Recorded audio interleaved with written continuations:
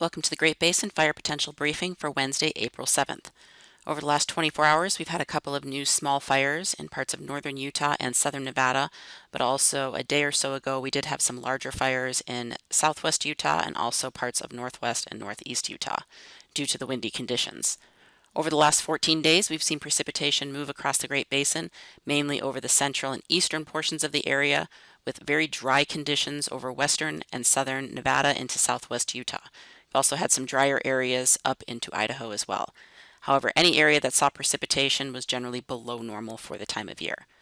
Current snowpack is generally near normal in the north and still below normal over the southern half of the Great Basin, with snowpack reaching its maximum for the season and will likely continue to decline through April and May. Currently, our ERCs are near normal over northern parts of the Great Basin, but well above normal and at record levels now over the southern half of the Great Basin as of early April. Looking at 10-hour fuel moisture, we've seen a very low fuel moistures for all our fuels really in the southern portions of the Great Basin. Fuels further north are still in fairly good shape. Our satellite image from this morning shows generally clear skies. We will see another system drop south into northern and eastern areas of the Great Basin over the next 24 to 48 hours, bringing windy conditions, some clouds, and some light showers.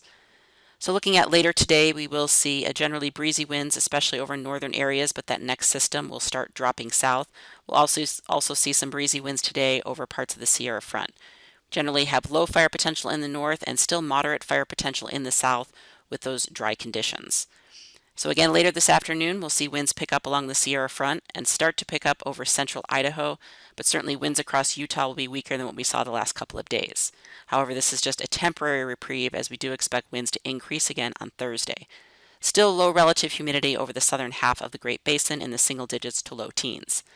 On Thursday, that next system drops down into the northern Rockies, so we will see winds increase over northern and eastern areas. We still have low to moderate fire potential, especially in the southern areas.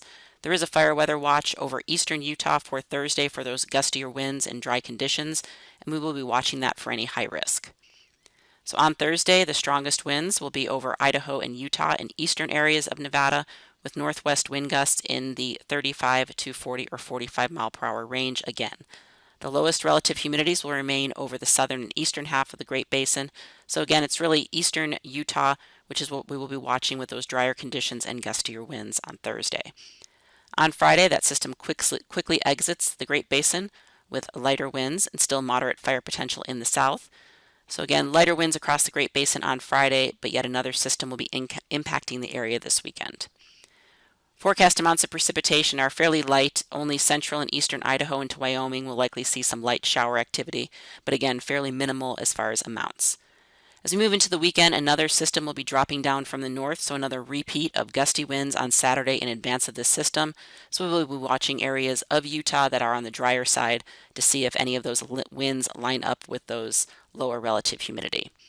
On Sunday, that system takes a similar track to what we'll see this week, moving into the northern plains. So again, gusty winds still on Sunday. We could see some clouds and some occasional showers over northern and eastern areas of the Great Basin as well. That system exits on Monday, and then by Tuesday we have another system dropping down into California this time. So we will likely by Tuesday or Wednesday see clouds and showers developing over parts of Nevada and Utah. This will certainly be welcome precipitation, and we'll be watching that as far as amounts and locations to see what areas will get a little reprieve from the dry conditions. 7-day total amounts of precipitation through Wednesday morning are fairly light and only in the north. However, again, we'll be watching Nevada and Utah towards midweek.